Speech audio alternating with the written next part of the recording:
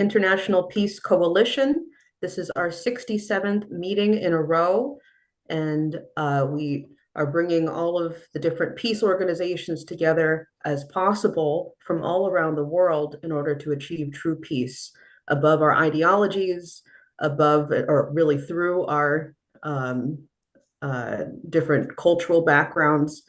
We're bringing everyone together for this very important mission today. My name is Anastasia Battle. I have two co-moderators today, Dennis Small and Dennis Speed. When you are joining the Zoom today, please remember to select interpretation at the bottom of your screen. It'll look like a little planet. We have English, Spanish, German, and French. Select the More option if you do not see interpretation at the bottom of your screen. We have an outline today for you because we've just reached a serious level of stress and the danger of thermonuclear war. And we're bringing together an outline of experts today to go through what that danger looks like. We're going to have a dialogue around what we can do with all of our different peace organizations. We have a number of demonstrations coming up, which we'll talk more about. In the chat, you'll see the agenda of the different outline of people that we've pulled together today. And we welcome all of the new people who are joining us for the first time. Please introduce yourself during the discussion period, what organization you're with and where you're from. With that, I'd like to open it to Helga Sepp-LaRouche, who is the founder of the Schiller Institute and the initiator of the International Peace Coalition. Thank you for joining us, and please go ahead, Helga. Thank you. Hello to all of you. The famous doomsday clock is ticking, and it is a big question how many seconds are left to midnight. Today, as we are meeting here on the IPC call, the Prime Minister Starmer from Great Britain is somewhere around Washington meeting with President Biden. And I'm not superstitious, but I want to note the fact that today is Friday the 13th, and they may announce a decision to give, quote, Ukraine the permission to use US. Sorry, Helga, pardon. Your audio is a little jumbled. Could we, maybe Toby could assist on your end? It's breaking up. Okay, you want me to start again? Is it better now? It sounds much better. Yes, please start again. Thank you so much. Yeah, I was saying that the doomsday clock is clearly ticking because today, as we are meeting here in the IPC Zoom meeting, Prime Minister Starmer of Great Britain is meeting President Biden sometimes today. And supposedly they may or may not announce the, quote, permission to be given to Ukraine to use US and British long-range missiles for strikes deep inside the territory of Russia. Now, that decision could have been made already. It may be announced or not. But in any case, President Putin already made an extremely sharp reply by saying that, you know, the West is already using drones inside the Russian territory and other weapons. But if this decision is being made concerning long-range missiles with high precision and very great range, this will be a completely, totally different matter. He said that because the long-range missiles cannot be used by the Ukrainians because they do not have the satellite reconnaissance, which only the US and NATO countries have. And they also need for the targeting NATO-trained specialists because the Ukrainians do not have that capability. And therefore, it is not a question of NATO giving the Ukraine the, quote, permission, but that this will be a decision if NATO directly gets into a military conflict openly with Russia.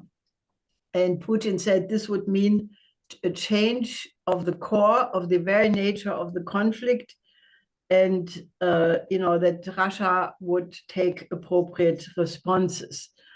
Now, obviously, this is buzzing all over the capitals of the world, and Sergei Karaganov, who is not the same like Putin and not the same like the Russian government, but he is a spokesman who is quoted practically as a sort of a warning sign of what could come. And he said that Russia now for sure must signal its willingness to use its nuclear weapons very clearly, because with the still existing Russian nuclear doctrine, namely that Russia will use nuclear weapons only if the territory of the Russian Federation directly is threatened, obviously would not deter the enemies of Russia sufficiently, and therefore to stick to that would be suicidal. With other words, that Russia should use a tactical nuclear weapon against a NATO country as a message to tell the world that they are serious about it. Now, the Russian Senator Alexei Pushkov said that he thinks that this decision is already being made, that there would be too many hints and too many discussions, and therefore he thinks it's a matter of days until that will become clear, that the public opinion is being prepared for such a change. Now, Secretary of State Blinken was giving a press conference where he was asked by Michael Birnbaum from the Washington Post if this is not representing a very dangerous escalation. And then Blinken, in an absolutely incredible language, said, well, yeah, but this is not a dispositive factor. I mean, behind this strange formulation, the message is very clear that, taking the risk of a general nuclear war is worth taking if it improves the prospect of delivering a strategic defeat to Russia. Now, Karaganov also said that, it's clear to everybody that the United States would never risk New York or Washington for Paris and Berlin. The idea being, if there is a use of nuclear weapons, it will always be limited to Europe. Foreign Minister Lavrov said that he is convinced that the decision to use these long-range missiles has been made a long time ago, and that already in the recent attack by Ukrainians on civilian targets in Russia, like Kursk and other areas, already was guided by Western military assistance. Now, Alexander Bartov from the Academy of Military Science said, well, if they make such a decision for long-range missile use, this will not change the course of events. They already have been using the ATACMS, and that has not brought them a significant advantage. But he also said that they have several goals. First, to study the functioning of the Russian air defense, which gives them many data, which then can, basically be analyzed later on for a more general attack. And secondly, that they are trying to cause as much damage as possible. And it is very clear that Moscow will end this tactic. Lieutenant General Koshkin from the Pleshanov University basically ridiculed the idea that the UK and the US have to give Ukraine the permission to do that. It would be like the tail waggles the dog.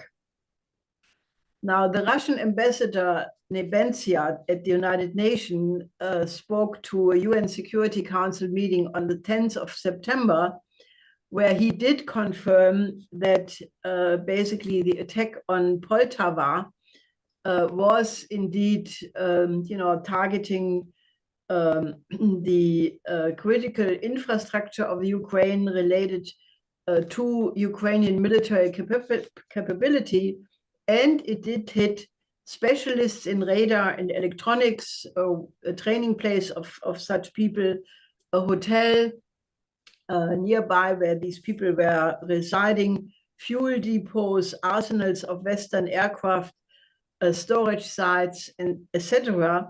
And with it were hit specialists from US, Britain, France, Poland, and Swedish military. And that they were all people who had been qualified by a Russian analysis before as legitimate targets, being, that they are being actively, directly involved in the military conflict. So I think this is, unfortunately, an extremely alarming situation. I think we are at a point of no return. I think it is a completely different matter than everything we have seen so far. And it brings the danger of a nuclear escalation as close as possibly days away.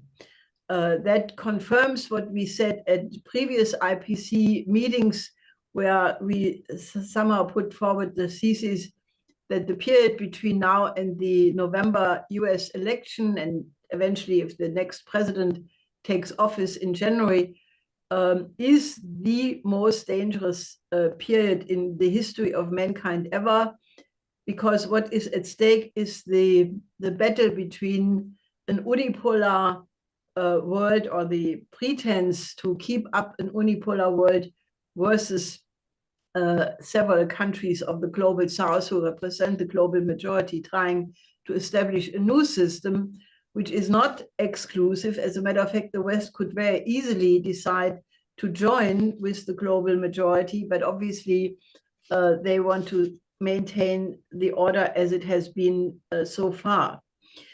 Now, that means we have to have a mobilization, warning people, warning the public, because the problem is the general population has no inkling how close we are at in the worst case, extinction of the entire civilization and the human race and all life with it on the planet. So I think that is something people have to be asked, because I think the political leadership has no right to do actions which potentially threatens all life on Earth. Now, in that light, even the decision which was announced by Chancellor Scholz to put US missiles into Germany, medium-range missiles into Germany from 2026 onward, is sort of a long time away. But that also must be absolutely blocked. And fortunately, there are some people, groups of people, peace movement groups of various types, waking up to this danger in Germany. And obviously, that would create a permanent acute danger, because the warning time would be extremely short. It would make Germany a prime target in any conflict, a conflict which Germany could not survive as a nation. Now, there is also a larger discussion in the background that no matter who becomes the next president, that the United States will disengage from Europe, either with a big splash, with a MAGA isolationist policy, or in a more subtle way, withdrawing, from Germany, from Europe, and making Europe pay much more for their defense. Vice presidential candidate Vance just said in an interview that in any case, Germany must pay for the reconstruction of Ukraine after Trump, has supposedly gotten peace. So it is an absolutely unbelievable situation. I think first on the long-range missiles, we have to get a strong voice of the people, of individuals, of groups to say no to that and take to the streets. There are several demonstrations scheduled on the 28th and 29th of September in the United States, on the 3rd of October in Germany, and on the 21st of September, International Peace Day. And all of these must be absolutely used to mobilize everybody to go in the streets and make their intention known that they completely refuse that and visit the governments who are pushing such a decision. But I think we need something much more urgent and fundamental even, and that is we have to come up with a new security and development architecture which solves this conflict. The geopolitical conflict between the West and Russia and China must be overcome by establishing a new security architecture which takes into account the interest of every single country, or else it will not work. So I think that these are the subjects for today. I have not mentioned the crisis in the Middle East, but we have another speaker who will address that. That's what I wanted to say initially. Thank you, Helga, for that opening and overview on what's going on. I'll make sure to include in the chat what you had referenced on a new security and development architecture, which has been an ongoing dialogue that we've had amongst our groups here in trying to make this happen. But next, I'd like to go to Dr. Ted Postel. He's a MIT professor emeritus and one of the world's leading experts on nuclear weapons. And I think I've said this before, but I would argue the leading expert on nuclear war. So thank you so much for joining us, Mr. Ted Postel. Well, thank you for having me. There's a complicated set of issues that I'm not sure I'm able to put together on such short notice, but I'd like to comment on them before I add some technical discussion that I think will be helpful to the audience in understanding the consequences of nuclear use in Germany. The fact that Blinken would say anything that suggests he would consider the use of tactical nuclear weapons somehow acceptable in Europe or anywhere else, it's just hard for me to understand if he has any idea about what he's talking about. And frankly, I believe he doesn't have much of an idea of what he's talking about. And this is this attitude, this cavalier attitude towards something that I think knowledgeable people who have worked on these issues would tell you would, with overwhelming likelihood, result in the destruction of modern civilization as we know it, for for minimizing embarrassment to the Biden administration for political problem they have. It's beyond my belief. I mean, it's beyond belief to me that anybody could be both so ignorant and so reckless. I don't know how else to state this. I realize it's very strong language, but it's just hard to comprehend that anybody could be so reckless, especially someone who is in a position where decisions he makes has serious consequences for the security of really the modern world. I mean, it's that bad. Now, it seems to me that the Russians are really very appropriately. Incidentally, I just got off a Zoom talk where with a Russian television program that will run on Sunday, an interview where I talked about the danger of escalation and some of the activities the United States has been involved in, which are clearly aimed at fighting and winning a nuclear war. I mean, there is a disconnect at the top levels of the U.S. government between reality and their perception, their misperceptions of things. And this has really gotten completely out of control. And Blinken's recent statements just further confirm my greatest fears that the people in the White House and near the White House have actually no idea what they're doing. Now, the facts are simple. The the West, and I'll say it's the West, it's really the United States and who leads NATO, has lost the war in Ukraine. The Russian military advances are now absolutely unstoppable unless the Russians were to arbitrarily decide to put down their weapons and run away. The war is absolutely lost. It's actually been lost for a longer time. And the incursion into Kursk that was made by the Ukrainian government has accelerated. I want to underscore this incursion has accelerated the disastrous military defeat of Ukraine. What the Ukrainians did is they pulled their most capable and experienced forces from their eastern front and put them into this incursion into Kursk. Now, the incursion has failed. We know, in all likelihood, the incursion was the objectives of the incursion was to take the nuclear facility in the city of Kurchatov, which is west of the city of Kursk, and to take over that reactor facility in an operation that would be a kind of nuclear blackmail operation, similar to what might have occurred if the Ukrainian government was able to retake the nuclear reactors at Zaporizhia.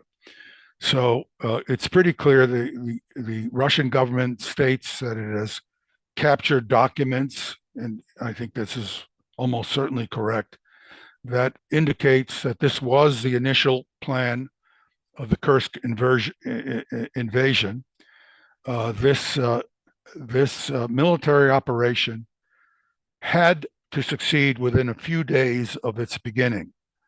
In other words, it could not succeed unless it caught the Russians completely by surprise and took advantage of this surprise and was able to take this nuclear facility almost immediately.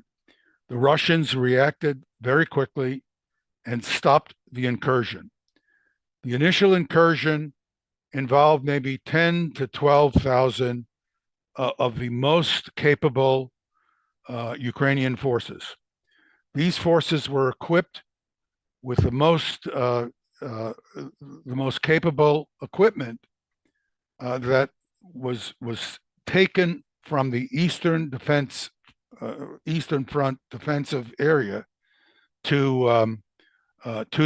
for this Kursk incursion. So, for example, there were first line air defense systems that were brought in along with the forces, presumably to try to prevent the Russian Air Force from working freely to destroy their ground forces. The Russian Air Force very quickly destroyed at least 2 Patriot units. These are first line air defense units, a bunch of BUK first line air defense units, and immediately left these forces, these Ukrainian forces, naked to the strikes of the Russian Air Force. So they have no protection against Russian air power.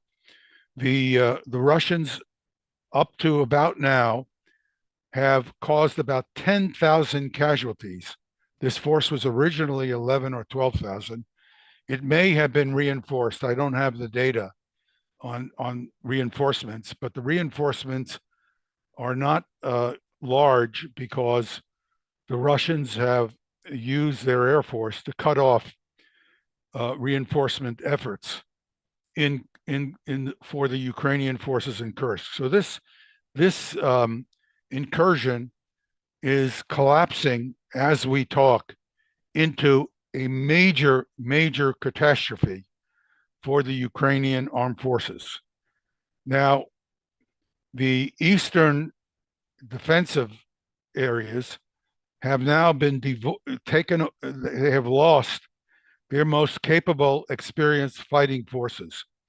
The forces that have been left on the eastern defensive areas are largely forces containing recent conscripts, people who have been taken against their will, put into the army, have very minimal training.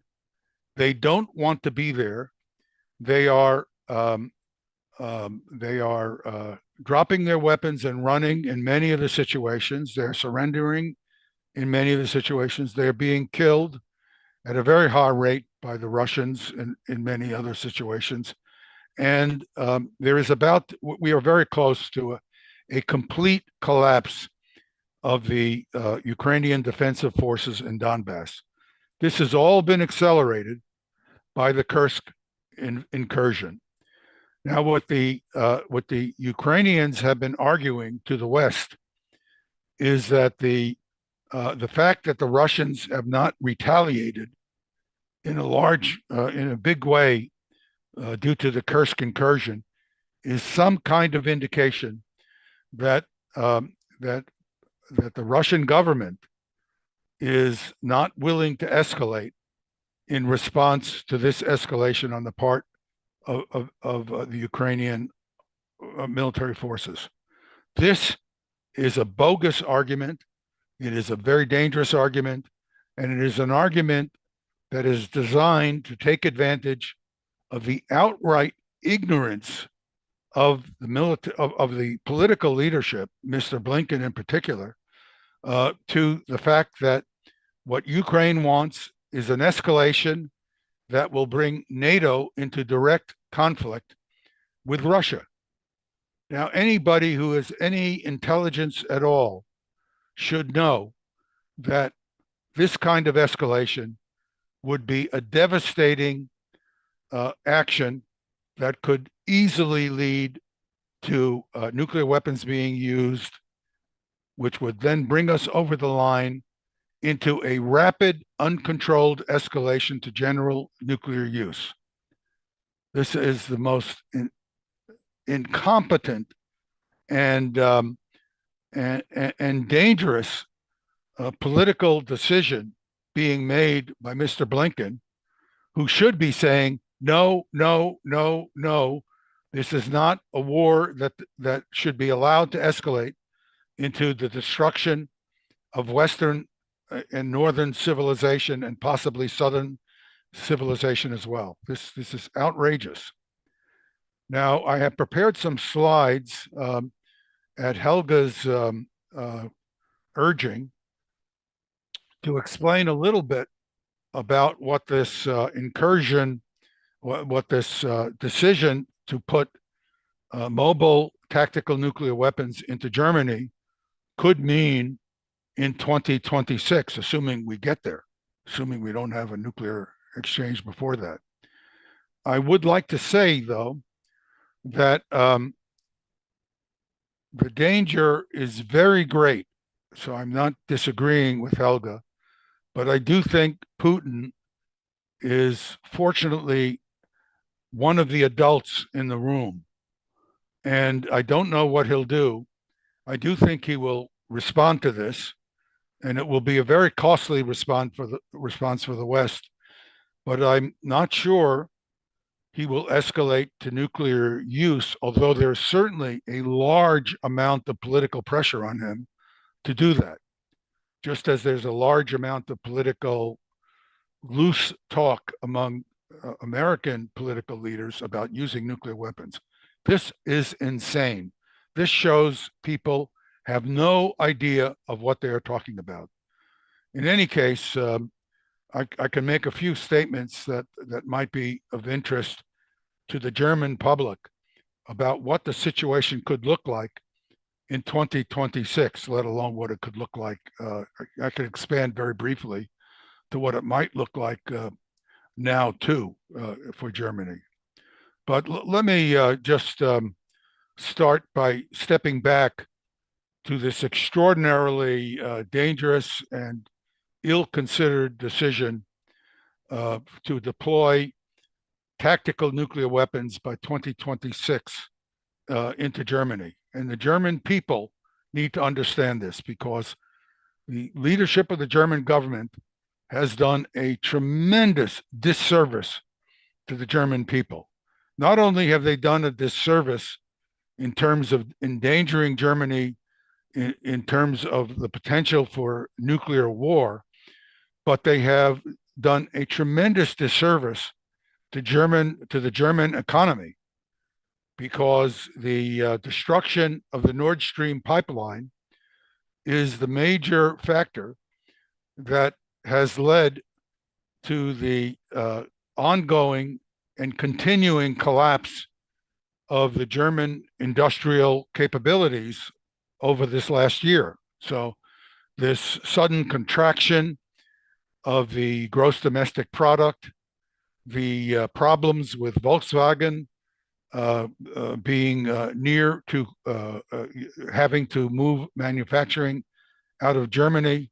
All of these are things that have been agreed to by the German government, that are decisions made in Washington, D.C. So I just want to point this out as well, that the German government is not being served by its own political leadership. Its own political leadership is accepting decisions in Washington that have done and will continue to do very severe damage to Germany's industrial future, its economic future, and the economic future of all of Western Europe. And it's a failure of leadership at the most fundamental level to not protect your own country from very bad decisions that are being made outside of your country, in this case, Washington. And these decisions are the same kinds of decisions that have led to the destruction of Ukraine, because Ukraine followed the lead of the Americans. It did what the Americans told them to do.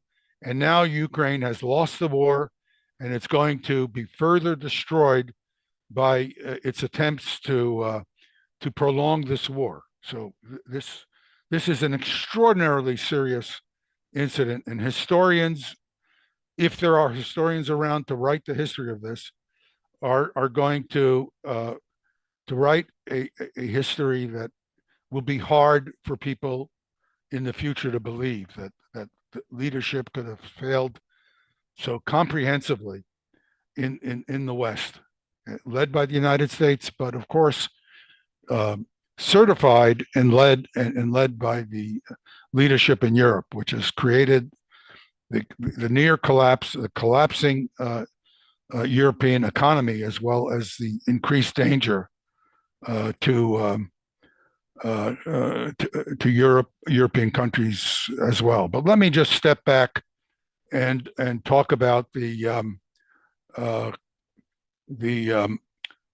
situation in Germany.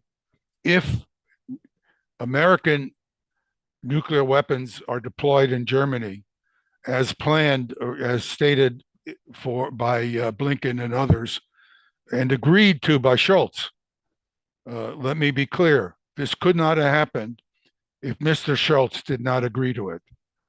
What I'm showing here in this particular image is the dust cloud that's produced by a 100 kiloton nuclear warhead. What is shown here is the percentage of radioactivity, and I'll explain what this means, that's in various parts of the dust cloud. The dust cloud is produced by a fireball that creates shock waves, and nuclear residues from the nuclear materials that underwent disintegration, producing an enormous amount of energy, creating a fireball that then buoyantly rises, bringing a large amount of the radioactive material along with dust into this crown of this mushroom cloud, where 90% of the radioactive material is basically placed. Now, if you look at this nuclear dust cloud, relative to weapons of other yield, you'll see that this cloud is enormously large for the 100 kiloton warhead. I've shown a 1 megaton warhead. This is the kind of cloud that could occur if German cities are also attacked by Russian forces, which I think is a probable outcome if the nuclear weapons start to be used. I also have here, note that there are some rain clouds next to the 100 kiloton nuclear warhead. So sometime on a rainy day, when you look up at the sky, the lower clouds are close to where most of the rain clouds reside. So you can see this cloud rises to enormous altitudes. In this case, the altitude here is about 8 or 9 miles, and so it's about maybe 10 to 12 kilometers in altitude. So if you look at these little marks like that are above each of the numbers showing the distances on the ground, one of those little marks would be equivalent to maybe the size of the one of the big microwave towers in Berlin, or the Washington Monument if you're in Washington, relative to this cloud. So these clouds are enormous in their size. Now, what happens when a cloud like this is produced is the cloud will be carried downwind by the natural ambient winds at an altitude of maybe 10 kilometers in this particular diagram. And the dust particles of various size would be falling out of this cloud onto the ground. And these dust clouds would have radioactive materials from the nuclear detonation attached to them.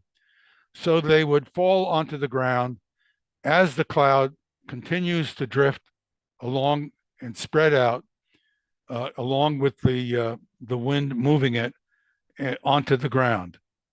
So here is a diagram put together very quickly, and it's a notional diagram. People should understand this, and it's a minimalist prediction or estimate of what a very minimal nuclear attack by Russian tactical nuclear weapons against German, American nuclear tactical weapons might look like in terms of consequences for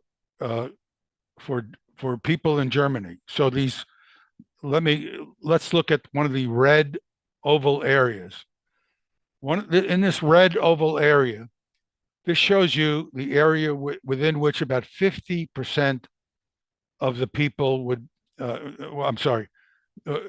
where everyone in this area would get a lethal dose of radiation if they didn't evacuate the area immediately after a nuclear weapon was detonated. A Russian tactical nuclear weapon of 75 kilotons yield is detonated on a site where the Russians believe there are German, American tactical nuclear weapons that might be launched.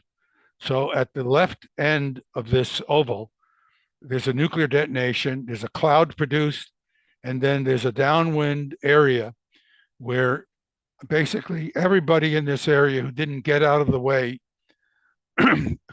in 24 hours would be basically get a lethal dose of radiation. They might die in days or weeks. If they were closer, they might die in hours. So the level of radiation exposure would vary drastically. It's also worth keeping in mind that I've assumed the constant wind speed everywhere over Germany. Nobody, if the attack occurred, the direction of these oval areas and their distance along their direction would vary dramatically. So you could have some of these things going north to south, some of them going east to west, some of them going west to east, and the population would not necessarily know immediately after the attack where the wind direction is, because communications would be disrupted or non-existent. So if you were in a given area, you would not know whether you were in the path of a fallout cloud. The blue region shows an area where 50% of the people would be sick from exposure to radiation if they were in the path of the fallout. So now, keeping in mind that in this particular case, I have postulated, this is just a guess, that roughly 10 or so nuclear 75 kiloton tactical, I use 75 kilotons because Putin made statements multiple times now that the Russian tactical nuclear weapons that they would be using would be 75 kilotons. So these are for 75 kilotons. I've taken Putin at his word. Now, in reality, if these nuclear weapons, if Germany allows these tactical nuclear weapons to be deployed all over Germany, the likely scenario would be hundreds of nuclear weapons. I put 10 in here because it's comprehensible if I show only 10. But the likelihood would in fact be hundreds of nuclear weapons. Now, the reason it would be hundreds of nuclear weapons is these tactical nuclear weapons, that these German American tactical nuclear weapons would be on trucks. And those trucks would be indistinguishable from commercial trucks that are moving, things like fruit and vegetables and building material, because the trucks are disguised to look very much like commercial vehicles, so they can be moved along open roads and then set up in areas where they would be able to launch the nuclear weapons.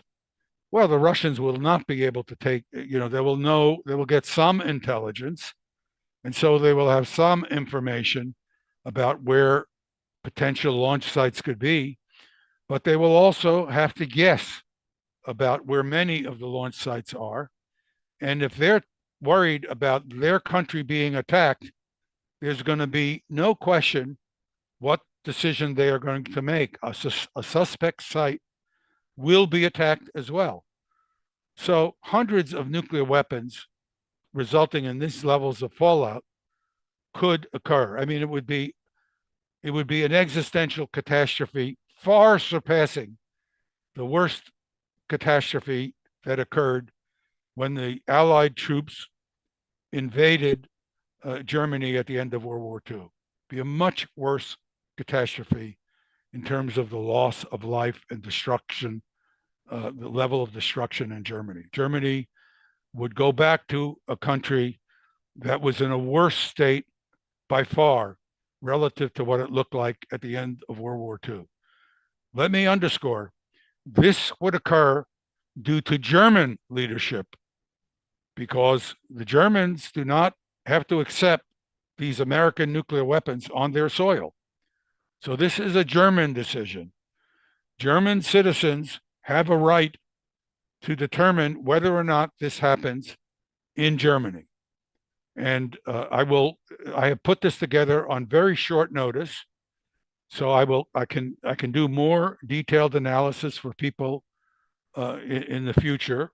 So people can get more information from me. I'm happy to help people become aware of the potential consequences. I want to underscore that I am not telling people what to do here. It is the decision of the Europeans and the German people in particular with regard to this American decision as to whether or not they will accept this American decision. And the people of Germany need to make sure that they express their will to the German leadership, because Scholz should not be in a leadership position unless the German people, if the German people think that this is something they are willing to risk because the Americans want it and Scholz is willing to accept it, then it's your choice. I'm not telling you what to do, but this is a potential consequence of allowing these weapons to be put on German soil. I'll stop here. Thank you. Thank you very much, Mr. Postal, for that excellent presentation. I think it would be worthwhile to actually go through a very extensive interview with you. Yes, I'd be happy to do that. So I think that would be excellent. We have nearly 300 people live on this call. We have another 400 on live on YouTube, and another, I believe, 200 or 300 on other channels as well. And I would just say that if anybody else is interested in co-streaming in the future, please let us know. But we shall continue. Thank you very much, Mr. Postal, and I'm glad you're able to stay on. I'm pleased to stay on. Yes, thank you. So next we have Larry Johnson, who is a former CIA analyst who is joining us today. He's been a regular on the International Peace Coalition. Thank you very much for joining us, Larry. Please go ahead. You're welcome. I agree with Ted that we're in a very perilous, dangerous time. But we're also a lot like the old story of the blind man and the elephant. Everybody has a different hold on a different piece and has a different perspective. We've had a couple of developments in the last 2 days that I think actually are positive. Number one, Vladimir Putin removed any doubt about Russia's intention, what Russia will do if the United States and NATO proceeds with long-range missiles. There's a whole question about what constitutes a long-range missile. It's not an official definition. But he made it very clear that that would be an act of war and Russia would respond accordingly. I think prior to that statement, there still was in the West this perception that the Russians were talking tough, but not really willing to do anything. I think the clarity and the body language evinced by Putin in his statement, I think got through to some people in the West and has given them pause. With respect, let me just comment what I think that Russia's options are. And I think it was revealed in what Putin said. Instead of launching actually a nuclear strike, I think, or at least here on Earth, I think it's highly likely that Russia will then, if struck, one of its first options would be to take out satellites, ISR platforms that are being used in targeting. There's a way to doing that minimizes the risk of escalating to an actual nuclear conflict. I think that's one possibility. The other is that Russia's not going to go to a nuke just reflexively. The other good news, though, that I found was thanks to these two, I don't know if you call them Russian comedians, Russian pranksters, Vovan and Lexus. They called up the Polish foreign minister, Sikorski, who happens to be married to Anne Applebaum, one of the preeminent neocons. And, you know, I don't know how these people keep getting bamboozled like this. It's hilarious. But he really thought he was talking to Petro Poroshenko. And boy, did he spill some truth. He made it clear, number one, that the Europeans are talking tough, but they're not really interested in going to war with Russia. That's the last thing they want. That there are some real tensions between Poland and Ukraine right now. That Poland and Germany are at odds. They're not working together. and that the very last thing the Europeans want is a nuclear exchange. So I found that useful because he really did think he was talking to Petro Poroshenko. He was having a very candid discussion about what options are and what's likely to transpire. Despite his crazy talk in public, at least in this private conversation, he evinced some sanity, and that he, you know, I came away now believing that he's not a complete nut job. Prior to watching that conversation, I had been inclined to believe that he was just blindly crazy and would do something extreme. The war, as far as Ted pointed out, it has shifted decisively in the favor of Russia. Russia has manpower reserves that Ukraine does not. Russia is positioning those reserves in places, particularly a buildup down in the south around Zaporizhia, that very much could signal that the Russians are going to move on Odessa and move quickly in the future. Right now, they are capturing on a daily basis 2 to 3 different settlements, towns, villages, where in contrast, a year ago, they were lucky to take maybe 1 a week. So the pace of the advance has accelerated. The video evidence coming out from the front and particularly with the captives, the Ukrainian captives, shows people that are they're old like me, maybe some a little younger in their 50s, but you're not looking at a bunch of young studs running around that are ready to go participate in a triathlon.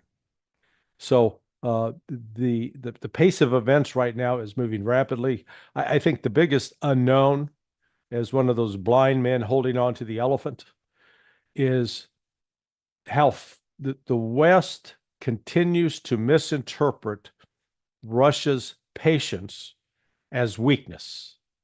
And that miscalculation, by believing that Russia is not acting as we think that they should act, is because they're weak, they're afraid, they're disorganized.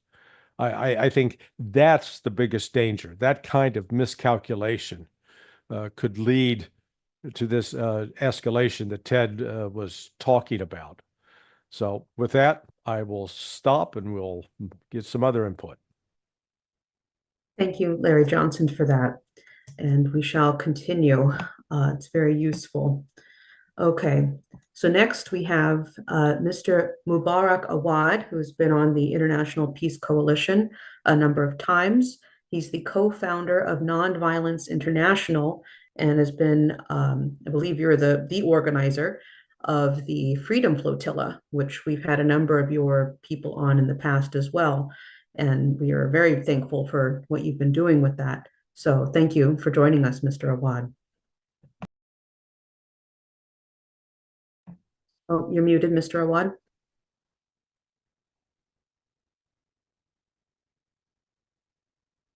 Yeah, thank you so much. I feel very, very humbled to be with those people who are speaking about the nuclear with their experiences and their knowledge. And when I was asked to work on this issue, it took a lot of time for me as the president of Nonviolence International, which is so important. And we, as Nonviolence International, we are an NGO at the UN and have a lot of information. So I asked 3 people from our organization. One is, his name is Joshua. He's a Canadian. And one is Sammy, who is in Bethlehem in Palestine. And one in Virginia, who is Michael. And both, they have their first name and their address is nonviolenceinternational.net, their first name at this. And they send me the latest information of how people understand what's going on. And that is very, very difficult, because people around the world, they have no clue or knowledge of the disaster of the bombs that have been told us by the experts, which the knowledge is so important, and somehow people are not feeling that there is a way out of it if they react today about those things. There is a group of people who have been working on Hiroshima to demonstrate what went wrong and how it went wrong. And they gave so many statements. And one of the statements, they say, sometimes we believe that a democratic country is the best thing in a democratic country. Yet we have to acknowledge that United States, as a democratic country, they are the one who used atom bombs on Japan. It's not a dictator. It's not some crazy things. It's a democracy, and they use atomic bomb. And the United States is playing a very, very hard bullying game, as well as making it hard to be included in any treaty regarding nuclear bombs. And so many of those treaties, sometimes the United States even, they don't participate. What I am interested in talking to you about, how we as ordinary people, can do things to let people know what is the facts. In 2024, 9 countries possess more than 12,500 nuclear weapons. Each is currently investing in the modernization of their nuclear warheads and or their delivery system, such as bombers, missiles, and submarines. The nuclear armed states are spending billions on those weapons,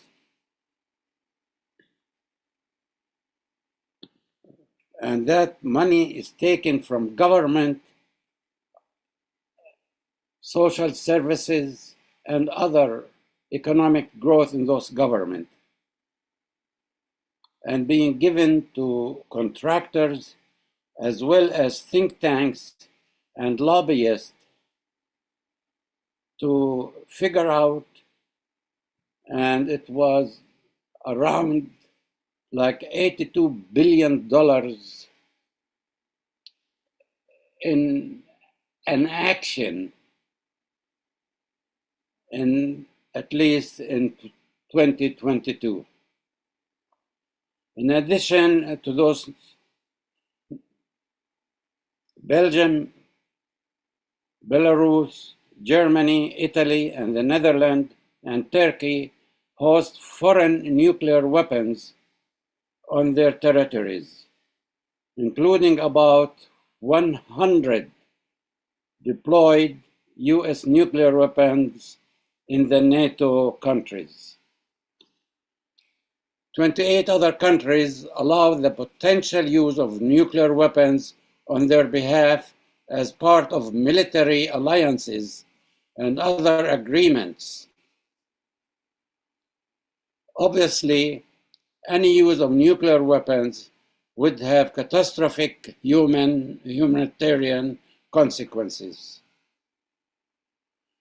With the rise of global tension, the risk of nuclear weapon use is increasing, and this, as we were told by our introduction, which is scary. However, if you talk to a person in the street, he has no knowledge how scary it is.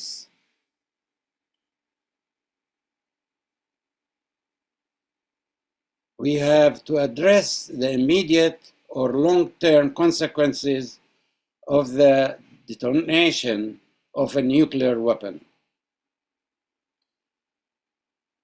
After several years of global pandemic, the world cannot afford the global health crisis that would follow the use of nuclear weapons. We are not ready for it. The body of research on the humanitarian and environmental impact of nuclear weapons, including the devastating impact on global climate, we are not ready for it. Why we are saying that? We are feeling the difficulties that they have between Russia and Ukraine, and it's growing every day more difficult, as you heard from the previous speakers. But the new research shows that technological development, including offensive cyber capabilities and artificial intelligence, can be discussion-making and reduce decision-making time, increasing the risk of accidental nuclear weapon use. We hope that people could have come to their senses that they would not use it. There are currently several international treaties that constrain nuclear weapons activities, including the Nuclear Weapon Free Zone treaties. However, the United States still not interested in that. In the current context, Russia escalated nuclear rhetoric and threats to use nuclear weapons. As well, being from the Middle East, our fellows in the Middle East say that the Israelis are really thinking of using nuclear weapons. Enough that they destroy and killed more than 40,000 Palestinians in Gaza and destroy the whole Gaza, make it all ruins. They felt it would be easier for them to use nuclear weapons than what they did in Gaza. And that was one of Netanyahu, one of his officers said that.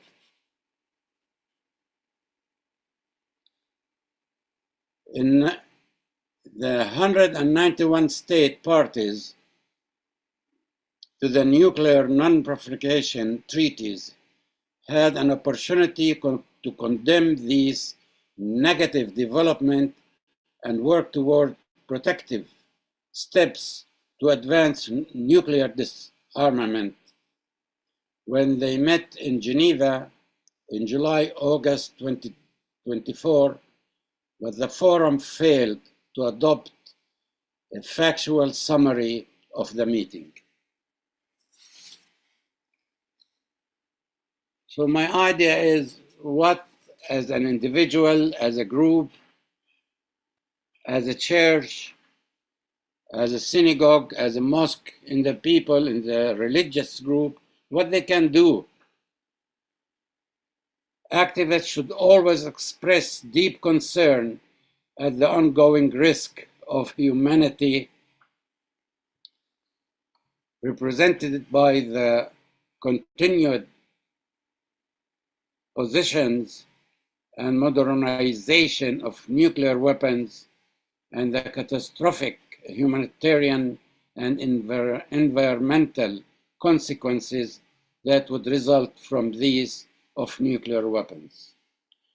They have to have a voice. The church cannot be quiet. They cannot be silent. Religious people cannot be quiet, cannot be silent. They have to tell their government, we have to have 0 nuclear weapons.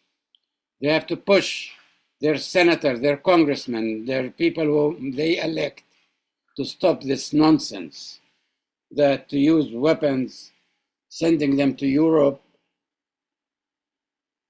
and it's not getting any lighter because they scary or scared people of not using it. Activists should condemn unequivocally Russian threats to use nuclear weapons. This can be done without portraying the Russian people as enemies. Activists should also stop Iran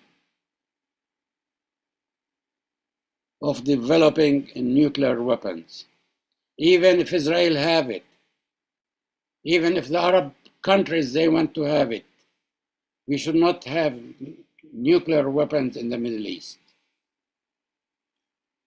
In the United States, we have to promote legislation in the US which implement some aspects that we should not use or to continue encouraging other countries to use because they are under our thumb, like the NATO and European.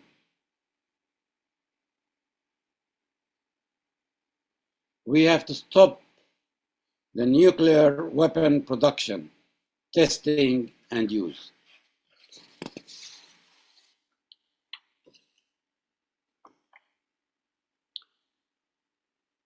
I mean, what happened in Hiroshima in Japan, now they have 100 times bigger, larger, and more devastating than ever. They are more serious, and we cannot afford another war or a war with the nuclear. So we as a human being, as individual, as an activist, as peacemakers, we have to tell people who are surrounding us, who are our neighbors, who are in official in any countries, that this is a disaster that have to be stopped before we hear more about it. Thank you. Thank you, Dr. Awad. And I think your point in reminding all of us that Israel does in fact have nuclear weapons is very important, and that we should remember that, and that what's happening in the Middle East right now is not simply a regional conflict. This very quickly will escalate into a nuclear conflict. So thank you so much, Dr. Awad. Okay, I just wanted to make a quick announcement. We are doing a slight adjustment for time reasons to the agenda. We're going to go to Ray McGover next, then Tony Chaikin, and then Carl Osgood. But I'd like to welcome our friend Ray McGovern, who's a former CIA analyst, co-founder of the Veterans Intelligence Professionals for Sanity, and also a member of the Veterans for Peace organization. Thank you so much for joining us, Ray. Thank you for inviting me. Can I be heard? Yeah. Loud and clear. Okay. I want to thank Helga and the previous speakers for inviting me, but more particularly for what has been already said. It's what needs to be said at this juncture. And I'm happy to have my chance to put my gloss on what happened, drawn from about a half century of watching Soviet and then Russian leaders. I'm going to call attention to exactly what Putin said yesterday. First of all, he said, you know, this business about giving Ukraine permission, give me a break. That's a misnomer. They can't do diddly without U.S. satellites, without U.S. guidance platforms, and so forth. So it's not giving them commission; it's giving them the wherewithal, and that involves you all directly. That's pretty much what he said. And then he said, this will mean that NATO countries, the United States and European countries, are at war with Russia.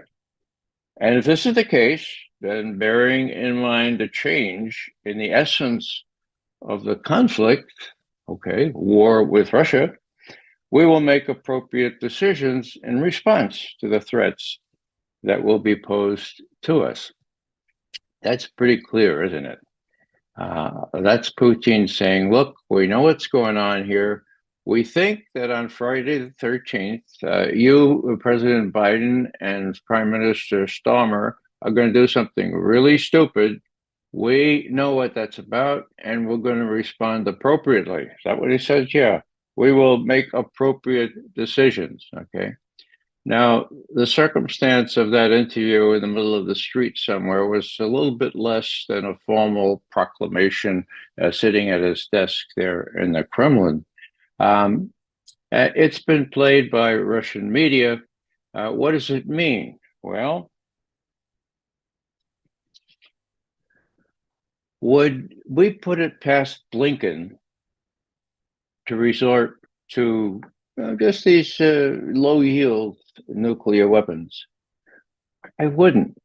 And that puts the hair on the back of my neck straight up, okay? Well, why? Does he think he can win? No, I think that he needs to not lose in Ukraine, not lose in the election, not lose his freedom. Think about Blinken. Most people forget that when it looked like Biden was in real trouble just 2-3 weeks before the election in 2020, what happened? It was Blinken that called up the acting head former of the CIA and said, hey, Mikey Morell, can you round up a handful of former intelligence officers to say that Hunter's laptop was a Russian intelligence disinformation operation? And Mikey said, sure, I'll get 50. He get 50. And then he had himself 51. And Politico was right out there. Next debate, Trump, who still was not wise after 3.5 years to the ways of Washington, says, hey, Mr. Biden, how about that laptop that shows that you were taking bribes from the Chinese and from the Ukrainians? How about that? And Biden said, Mr. Trump, haven't you heard that 50 plus intelligence directors have already said that's Russian disinformation intelligence operation? Haven't you heard that? Now, Biden won. He didn't win by an awful lot. Did that have a determinative effect? I don't know. There's no way to tell that. But the point is, Blinken knows that if this other fellow comes in, Blinken is in real trouble because he knows what Blinken did. Sullivan is the intellectual author, if that's the right term, for Russiagate, proven now to have been completely a construct of the Democratic Party. There was no Russian hacking of the DNC. So this is what's in store for these people. This is why they have a personal stake in not losing the war. And it looks, as Larry Johnson has already said, looks very clear that they could lose the war before the election in a definitive way. How to stave that off? Well, if I were Putin or I were his generals looking over his shoulder, I say, well, we look at capabilities, not intentions. That's our military approach. The U.S. and NATO have this capability to use small nuclear weapons.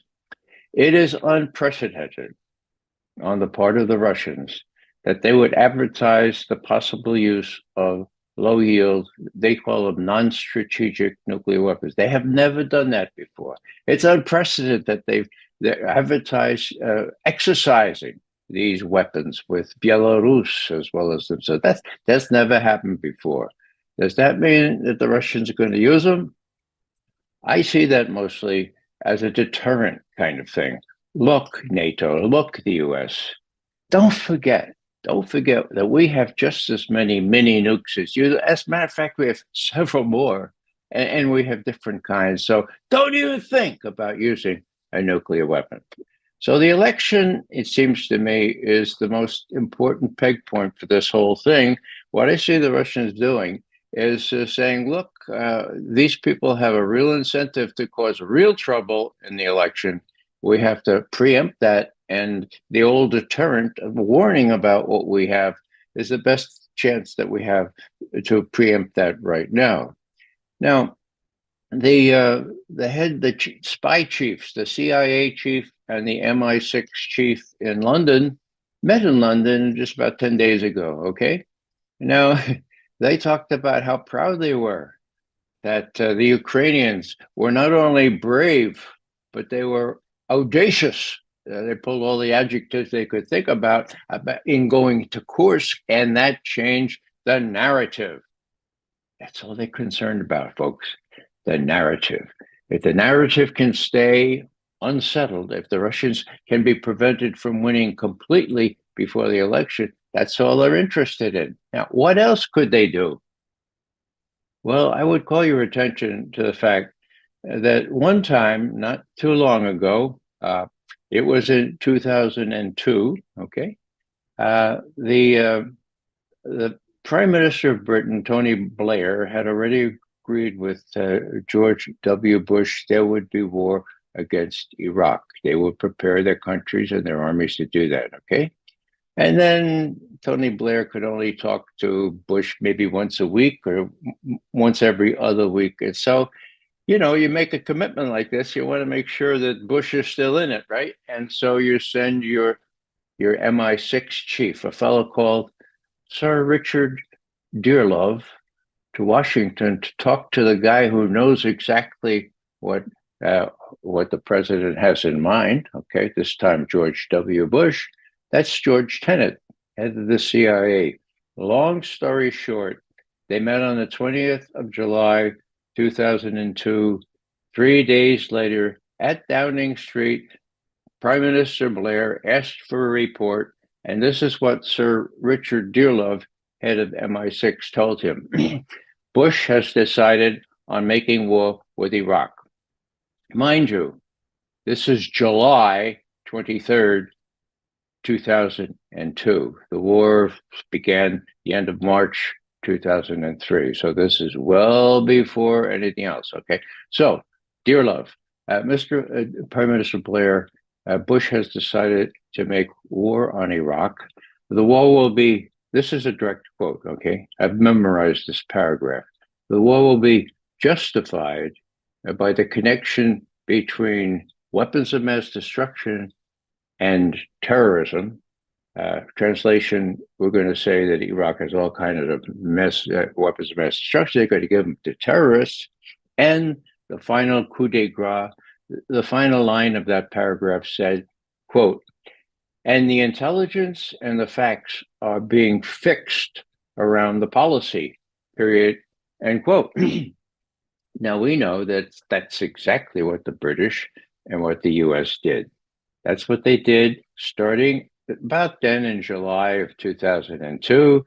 Then we had the estimate, the intelligence estimate of October 1, which told all those fabulous lies about WMD in Iraq, and also fictitious ties between Saddam Hussein and Al-Qaeda, all made out of whole cloth, okay? The British supporting us with other extraordinary claims. So that's the estimate was in October. Then, of course, you get ahead there to Colin Powell's speech. That was based on the estimate, and it was false. So we had war against Iraq. What are they planning this time? We really like the way they advertise how successful they were to change the narrative after that brave and audacious foray into Kursk. What about what they said to each other in private? That's what could be very mischievous, because if they are given orders by people like Blinken, people like people in the English establishment, to make trouble, to do a false flag, or to do something, or to fix the intelligence and facts around the policy this time around, well, before the election, expect that, folks. The bottom line for me is that Putin is not going to play that game. He's doing all he can to say, look, don't even think about using nuclear weapons. We have them too. And so unless the decision is made, number one, to go ahead with these long-range missiles, and number two, to actually threaten or even use a small mini nuke, Putin's going to keep his cool. He knows what the game is. He's winning hands down in Ukraine, as Larry has already pointed out. And I say with some conviction, the Russians are not going to use nuclear weapons unless nuclear weapons are used on them. They have all manner of other ways to retaliate for these things. Now, what's the other thing? I should tell you that I have been wrong, right? I have been seriously wrong. I thought that the Russians would not invade Ukraine. And I wrote so, and I said so. And part of that had to do with the fact that I didn't think Putin would do that alone.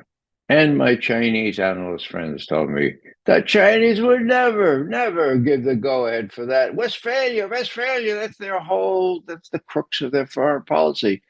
Well, we Russian analysts always like to blame Chinese analysts for our own mistakes, but I was convinced that the Chinese would not support Putin in invading Ukraine, and that was what I was really wrong about, because they did.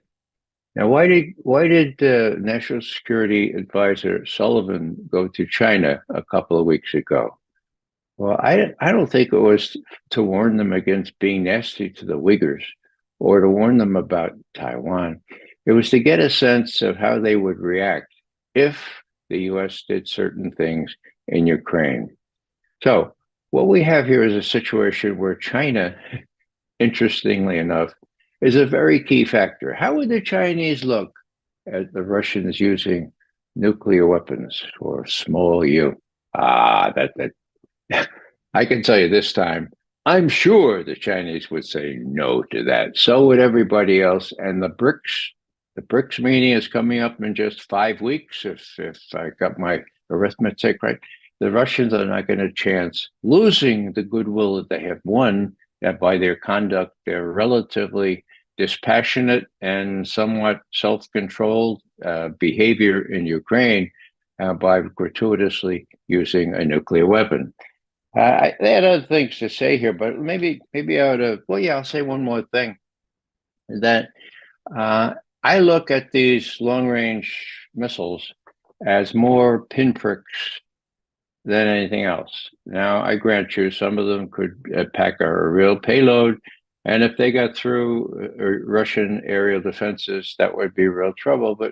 But yes, not going to change the trajectory of the war in Ukraine. That's the most important thing, okay? And is that just my insight? No. Remember those senior Luftwaffe General Air Force generals intercepted conversation there a couple of months ago, and they were talking about, what we should do with the Taurus missiles. Should we say it's a good idea to our superiors in the political system? And one of them says, well, it's not going to make a damn bit of difference in the trajectory of the war. This is all a political thing, so let's be aware of that. Let's not deceive ourselves to say this would have a big effect, okay? I think that was an honest statement. It's not going to change the effect of the war, even if some of these longer-range missiles, including Taurus, although it doesn't look like Germans would permit that now, even the ones that are advertised from the UK and from, it's not going to make that much of a difference. So what's the conclusion? The conclusion, Helga has already said, is to get out in the streets. Get out in the streets. We still have almost 2 months before the election. Make sure people realize what the stakes are and how volatile it is to have two people, Sullivan and Blinken, at the top of our government. Let's face it, they're running things, okay? Not Austin, not the Joint Chiefs. They are running things. Biden is not in the equation, okay? So we have to make sure that these unelected types, Blinken and Sullivan, are showed up for what they are, and put as much pressure on everyone, as was done in the past on Vietnam, to make sure that we escape this and we go through elections and we do that in a peaceful way. And after the elections, well, everything's up for grabs. We'll have to see how it comes out. Last thing I'll say is, about 4 months ago, Putin said nothing important is going to happen before the elections. I think that's what he expects, and I think that's the way he will try to behave. Thanks very much. Thank you, Ray. It's always wonderful to have you on and to have your analysis. And absolutely, everyone needs to be in the streets, and people should be doing interventions, which I know you're an expert of. So thank you again for joining us. Okay, so next we're going to continue. Next we have Tony Chaikin, who is an American historian and has written countless books on the history of the global empire, which we have been living under for quite some time. So thank you so much for joining us, Tony Chaikin. Please go ahead.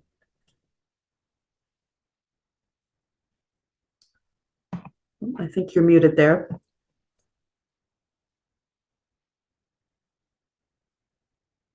There we go. There we go. Thank you so much for inviting me, Helga, and thanks to the speakers for the humane focus of their knowledge. At this fearful turning point, I'm going to read this because I think it's pretty succinct here. We need to look deeply into our history. We should summon the knowledge and courage to act in new ways to protect humanity. We have to move some with influence to interfere against this fatal direction.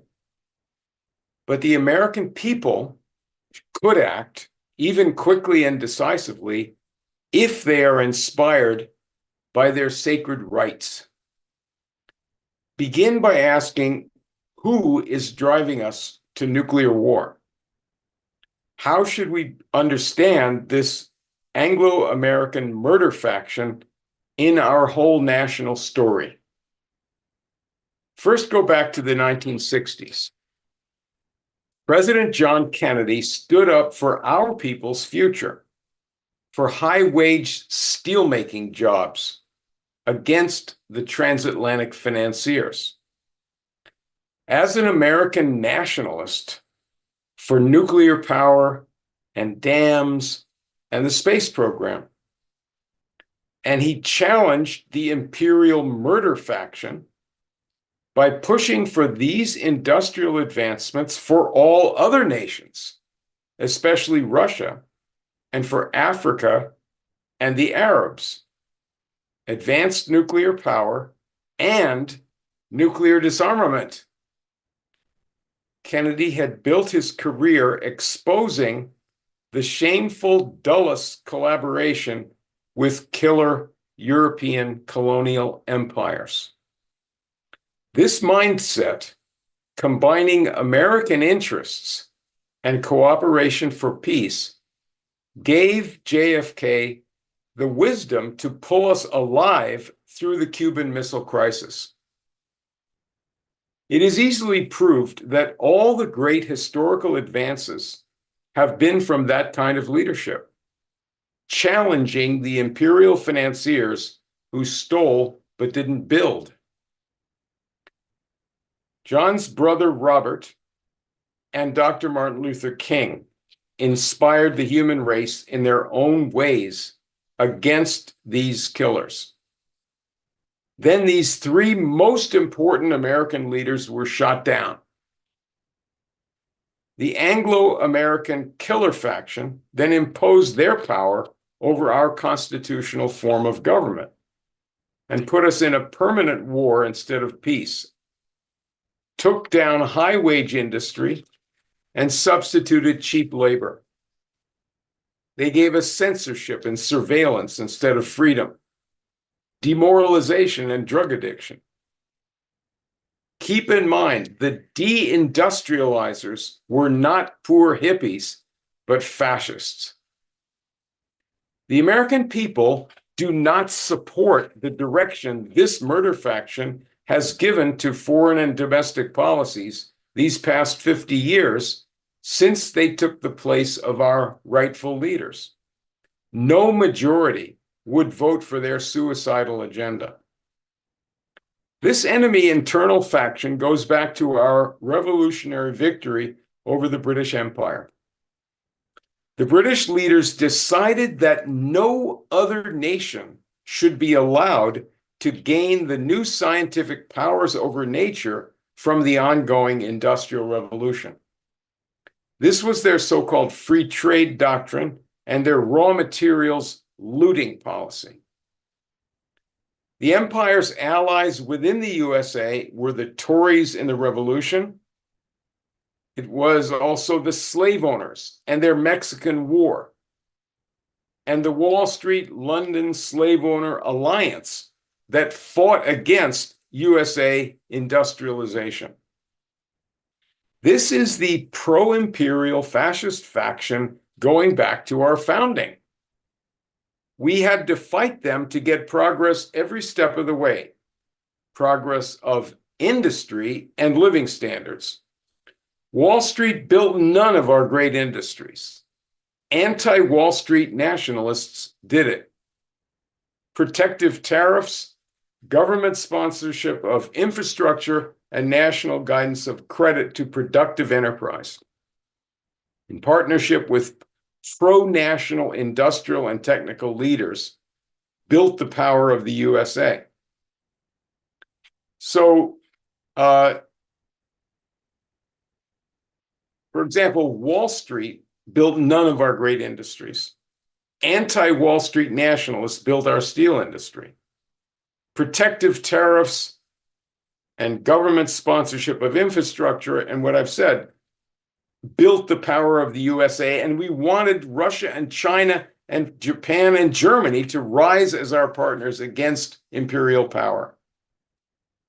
Benjamin Franklin and Lincoln and FDR made this our proud national identity. So, in conclusion, the great secret of history is that today's killer imperialists are the age-old enemy of America's rise. And they now say they will push the world to its doom to stop the rise of Russia, China, Africa, the Mideast, and Latin America. That they have no right to rise, and that America shall have no influence except the threat of destruction. Every senior leader has a vivid memory of when America contributed to our own interests and world civilization. Some surely will be brave enough to bring this sacred memory to the American people, to move them to prompt action in this emergency, action for a better life for their own selves and for others' children. Thank you. Thank you for that, Mr. Chaikin. It's always a joy to hear your presentations. As a general organizer, I've read and watched many of your presentations and thoughts, so thank you so much for joining us today. Okay, we're going to continue. We're going to be going to Carl Osgood, but Dennis Speed, I understand you're going to introduce him. Please go ahead. You're able to hear me, right? Yes.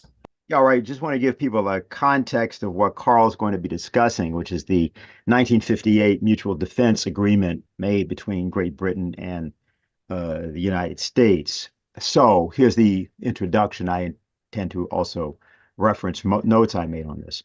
3 years ago, when he saw the move to threaten China with war over Taiwan in 2021, the late Daniel Ellsberg, author of The Doomsday Machine, Confessions of a Nuclear War Planner, posted online classified documents originally copied back in the 1970s that showed that, quote, U.S. military planners pushed for nuclear strikes on mainland China in 1958 to protect Taiwan from an invasion by communist forces.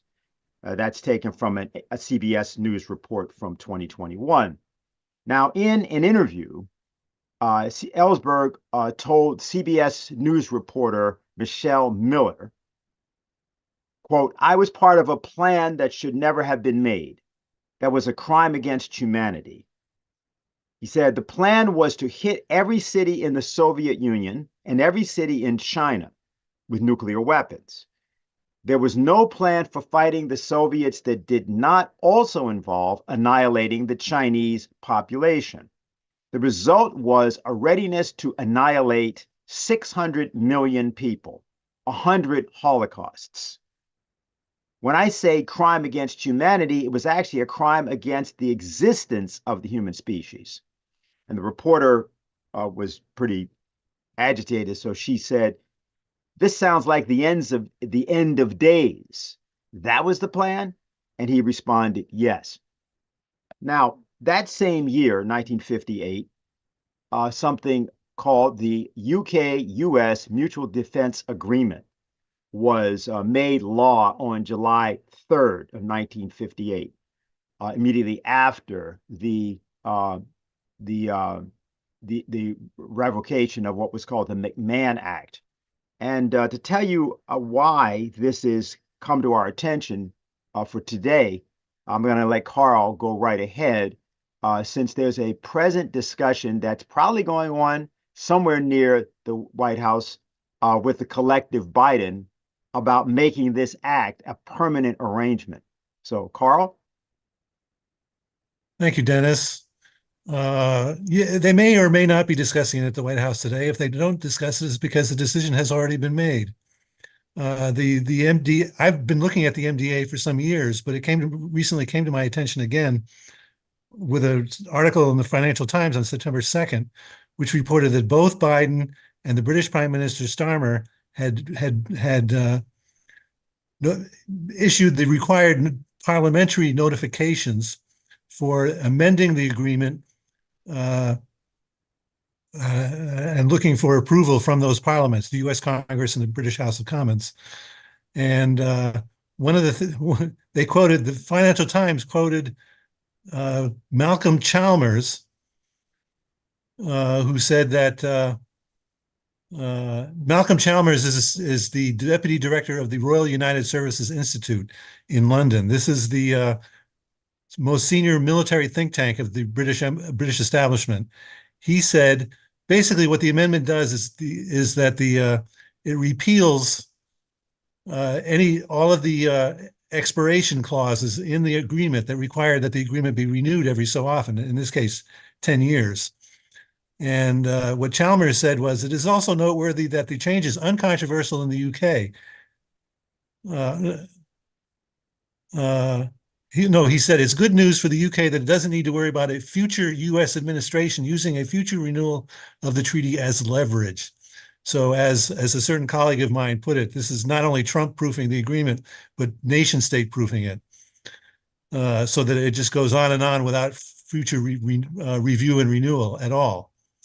Now, one of my main tasks here is to actually go through a little bit, give a thumbnail sketch of the history of this agreement, because the history really goes back to the Manhattan Project, which really didn't begin with the Manhattan Project, but really began in 1940 with the British program called Tube Alloys, which was the beginning of the investigation of nuclear fission, the military potential of nuclear fission as a weapon.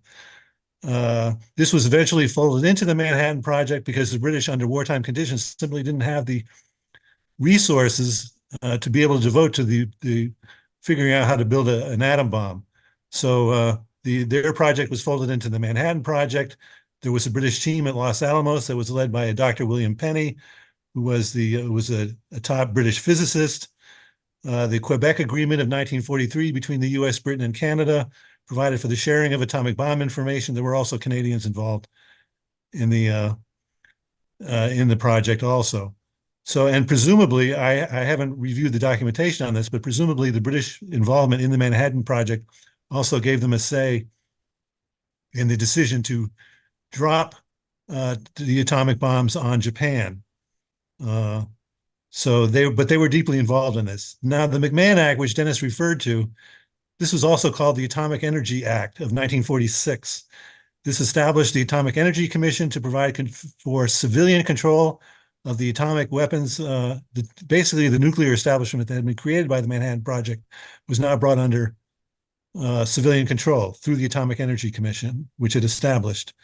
This included the provision outlawing the sharing of nuclear weapons-related information with foreign countries. This is what locked both the UK and Canada out of any more nuclear sharing with the US. And the British were very perturbed about this.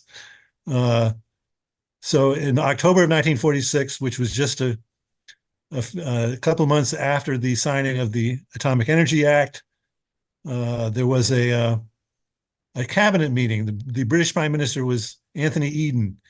There was a cabinet meeting on October 25th, 1946. Basically, at this discussion, this is what's been reported about it. The ministers who were present at the meeting were basically about to throw in the towel on Britain ever being a nuclear power. At a certain point in the meeting, Ernest Bevin, he was the foreign secretary of the time, and Dennis could tell you a lot more about him. But he walked into the meeting and completely turned the discussion around. He said, that won't do it all. We've got to have this. We've got to have this thing, whatever it costs. We've got to have the bloody Union Jack on top of it. That was later, that quote is not in the official documentation from the meeting, but it was reported later, some years later, by another minister who was there. Now, Bevin's intervention set into motion the British program to develop its own nuclear bombs. And William Penny, who had led the British team at Manhattan Project, was the leader of the team of that effort. So the British detonated their first atomic bomb in October 1952, their first H-bomb in November 1957. But the real intent behind this was not so much an independent British nuclear arsenal, but rather to create the conditions for the repeal of the information sharing restrictions that had been included in the McMahon Act. Adding to the British anxiety about those restrictions was that Khrushchev, the leader of the Soviet Union, had actually basically announced a nuclear testing moratorium. This was not a formal agreement among anybody. The nuclear powers at the time were the US, Britain, and France, but rather it was basically unilateral to put not France, but the US. I'm sorry. But this was a unilateral announcement by Khrushchev to put pressure on the US and Britain. Now, the British had only conducted 11 nuclear tests up through early 1958, including their H-bomb test, while the US had conducted actually 195. Now, that meant that the US had much more testing data than the British had, and the British wanted access to that US testing data because they feared that a permanent moratorium might be on nuclear testing might go into effect, and then they would be not ever able to be conducted any more nuclear tests. So there was discussion in the US Congress. This was encouraged by the Eisenhower administration to repeal that information sharing restriction. Congress finally, Eisenhower got the bill finally on June 30th, 1958. The MDA was signed on July 3rd and took effect 30 days later. Now, Article 2 of the agreement, just to specify this is as it was written in 1958, provided for the sharing of classified information necessary for A, the development of defense plans, B, the training of personnel in the employment of and defense against atomic weapons, C, the evaluation of capabilities of potential enemies, D, the development of delivery systems, and E, for the development of military reactors. This included naval reactors for submarines. The MDA itself was then followed by the Polaris Sales Agreement of 1962, which Kennedy negotiated with Harold Macmillan, the British Prime Minister, at their famous Nassau summit in late December of that year.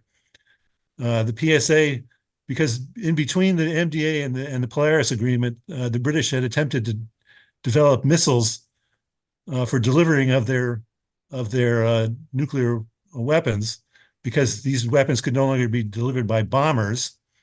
the British had developed what they called the V bombers to deliver nuclear weapons, and developing Russian air defenses soon made that threatened to make the bombers obsolete. So they wanted to develop missiles to lengthen the life of the bombers.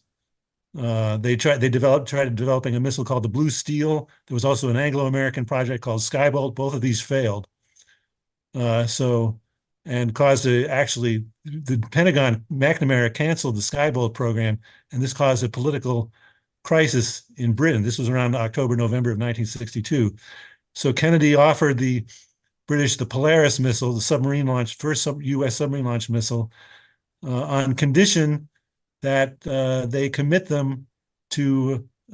their force to NATO. That was Kennedy's condition for doing that. So Macmillan went along with that, agreed with it. It led to the building of the British submarine force, and then the retirement of all of their weapons that were not of their new bombs and missiles that were otherwise they were trying to develop. The MDA and the PSA have been the basis for the US and UK nuclear sharing agreements ever since. Now, the MDA, I know, has been amended several times since 1958. The first time was actually 1959, but the essence of the agreement remains, the core of the agreement remains the sharing of classified information or the development of defense plans.